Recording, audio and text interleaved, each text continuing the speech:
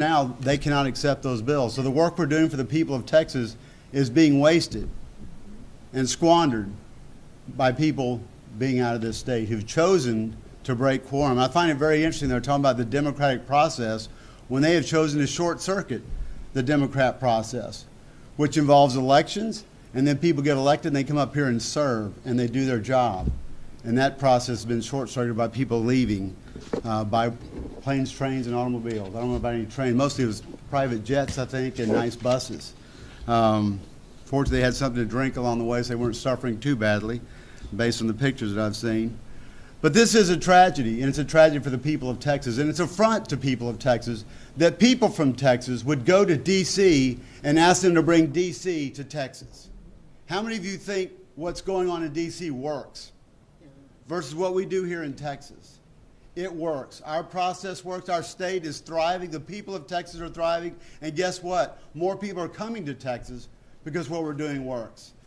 If they could leave D.C., they would do that as well. But they are coming to Texas because what we do works. And I don't think we want D.C. politics brought to Texas. And I don't think we want some of the things that are happening in D.C. brought here. So with that, I'd like to introduce Senator Hughes, the author of Senate Bill 1, who has actually carried this bill now on the floor, I believe, twice, and apparently we're going to get to do it a third time if they don't come back before this session is over. So with that, I'd like to introduce Senator Hughes. The next up we'll have Senator Huffman, who is the author of Senate Bill 6, having to do with bail reform. Very important bail reform. People are dying at the hands of people who've been let out on bonds, very low bonds, numerous times, eventually ending up killing people and robbing and maiming other people. So these are very important bills. They're very important to Texans. And I would like to ask if Senator, where you go? Senator Hughes, step up first, and then he'll bring up Senator Huffman, and we'll take questions at the end. Thank you very much. Thank you, Larry. Thank you each for coming. Anyone who says there's no voter fraud in Texas is telling a very big lie. I hope before you leave, you'll look at the placards behind the members of the Senate, just a few of the documented cases of election fraud in Texas. One has to do with the case in my district in beautiful East Texas, where we have a county commissioner out on bail charged with voter fraud for mail ballot fraud. One of many cases around the state. So many times, these cases are about paid political operatives who are trying to steal votes, trying to coerce voters, to intimidate voters, to get in between the voter and the ballot. This is about protecting voters. Sadly, it's our most vulnerable voters, the elderly, folks with limited English, that are most often preyed upon. And so this doesn't get missed. I'm going to share with you some sworn testimony very briefly from Ms. Cavazos. This is sworn testimony from a trial in Hidalgo County. And here's Ms. Cavazos testifying about the lady who she thought was helping her with her ballot. Ms. Cavazos says, well, she was going to assist me. How to do those things? Because I didn't understand the machine. She started punching the machine. So I saw that she put it in favor of the team she was on. You didn't mark it? No, I didn't touch the poll at any time. And then what happened? I had the idea that she was giving me like a tour of how to do those things and that she was going to leave. So by the time I told her, okay, let me vote on my own, she said, no, you already voted. Sworn testimony, one of many cases in Texas where voters are being preyed upon by ballot harvesters, by folks who are trying to cheat for political and monetary gain.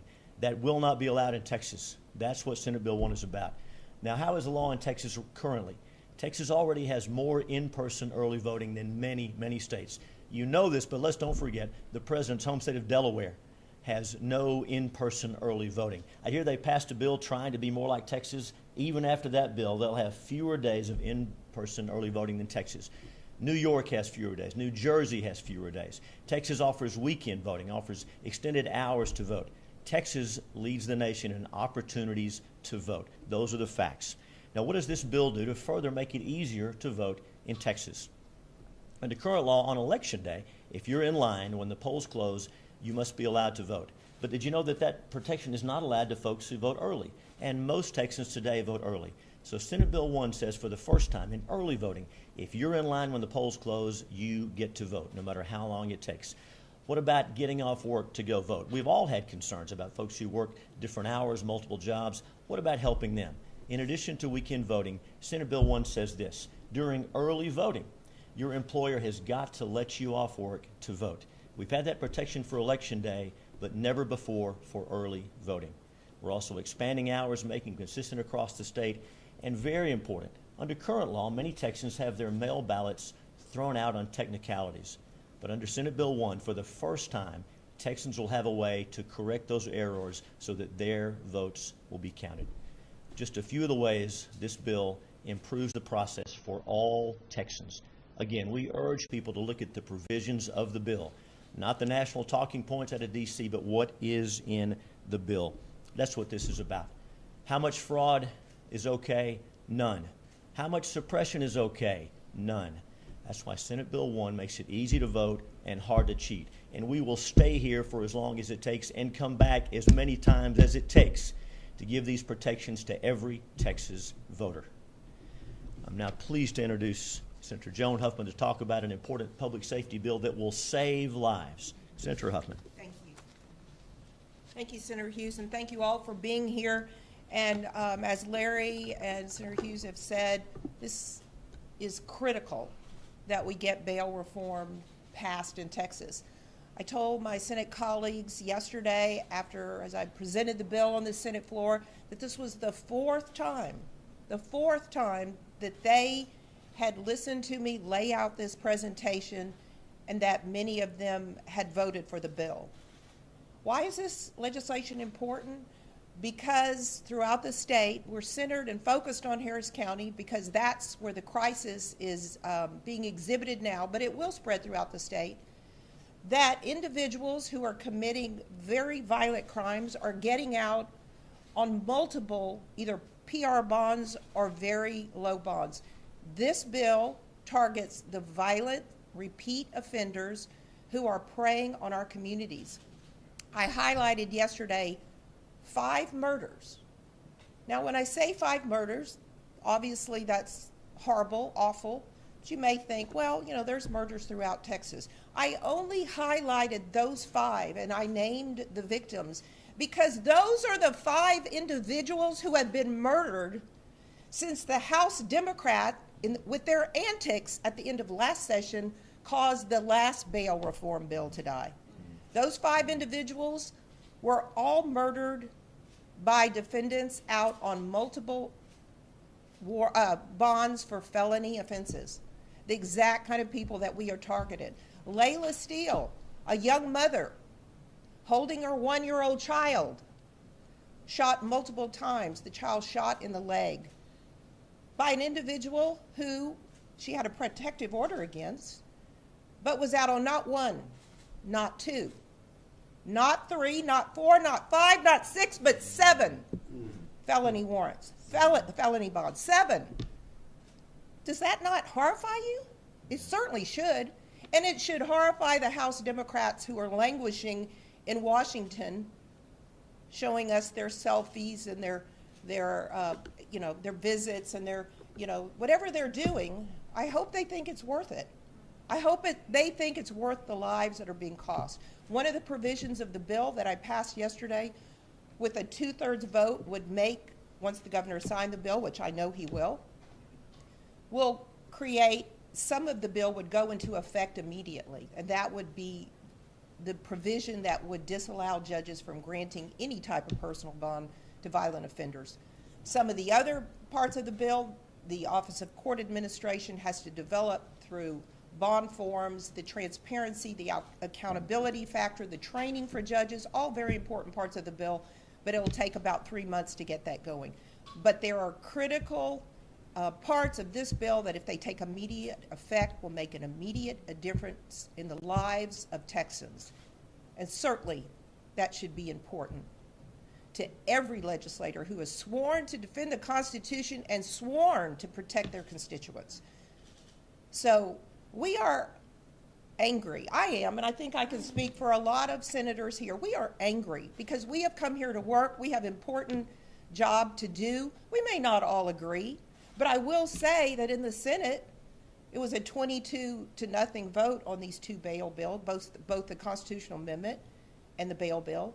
And so I want to commend the Senate Democrats who stayed and gave us their vote yesterday to pass something that they also understand is important for the safety of their constituents. So with that, I'll end, and happy to answer any questions. And we all thank you for being here today. Thank you. What is your response to Democrats who say this election reform bill is only needed based on the big lie? Okay, our response to the Democrats' claim that this is only a response to the big lie, as the media calls it. First of all, we've been working on election reform. I was the Elections Committee chair back in 2011. We've done election reform. We've been working on we've had bills filed in the last 2 and 3 sessions working on election reform. This is not a new thing. As new ways of pop up, of ways to contravene our election laws, we have to address those. And if we're made aware of these things, we want to address those. We don't want any cheating in Texas. We hear about people worried about the integrity of the ballot box. We want to make sure that people know that they're secure. But we are not for hindering anyone's rightful ability to vote. We've gone above and beyond. We're raising the number of hours. We're doing all these things to make sure that people have all these things. Well, I'll tell you this, we did voter ID. All the claims, oh, this is going to hurt the voter turnout. This is going to, nothing but the opposite has happened. Those numbers have gone up significantly. Our voter turnout is up. Our total votes are up. And yes, it's more than our population has grown. So those things weren't correct then, and they're not correct now. This is all about voting integrity. It's not about trying to keep anyone who's rightfully supposed to vote. But guess what? We don't want anybody who's not rightfully allowed to vote. And we will do everything in our power to keep them from voting, because that suppresses the will of the people of Texas. And we're not going to allow that to happen on our watch. Yes, sir. Do you believe the presidential election was stolen? Do I believe the presidential election was stolen? I don't know that. You know, I hear a lot of discussion about it. There's been no real investigation on that. But this is not what that's about. You can ask those questions all day long, but that really is not about what we're doing here today. This is about election integrity. And once again, this started way before the 2020 election. This has been going on. It's an ongoing process. Nothing new here, other than we keep finding out new ways and finding out more of these things that are happening. Look around you on these boards we pull out of here. There are numerous cases of this going on, and that's just the ones that have been caught. You don't think we catch everyone? These are just the ones that have been caught. We know it's going on. We hear people talk about it. We've had people testify under oath what they've seen. So it's out there. And so this idea that there's no voter fraud going on is ridiculous on its face. So, yeah, this is not about Trump 2020. This is about what's right for Texas. I spoke with Senator Nathan Johnson, who's in Washington, as you know, about what he doesn't like about, what does he find objectionable about the legislation, SB 1. He told me he doesn't like the fact that they're what he calls criminalization of poll workers, volunteers, if they make a mistake, and that he asked, why can't there be voter registration online to make it easier for people to register to vote? So real quick, Senator Johnson is pointing out some things he doesn't like in the bill. And those were not being able to register online, criminalizing poll watchers. Well, criminalizing employees. Yep, and criminalizing judges or volunteers. election workers then. Yes. Is that the two questions? Yes. I'll let Senator Hughes answer those. Thank you. Mr. Chairman, we like Senator Johnson, smart guy, nice guy. He should look carefully at what is in the bill. The only new offense in this bill along those lines is for failing to admit a poll watcher. The law already says poll watchers have access. They can observe any activity going on except the casting of the ballot. It's already a Class A misdemeanor to inhibit their work in the polling place. What's added by Senate Bill 1 is saying if a poll watcher has been qualified and has their paperwork, you must admit them into the polling place. That's not too much to ask to follow the law. As far as online registration, Texas now has online voter registration for the first time as of just this year. That's something new. We are always looking for ways to make it easy to vote and hard to cheat. That was the last question. Thank you all so much. All right. Thank you all very much. Appreciate it. Short answer is he should be here. Yeah, leave the posters. now. They told me last question. I'll talk to you later. I think we should leave up.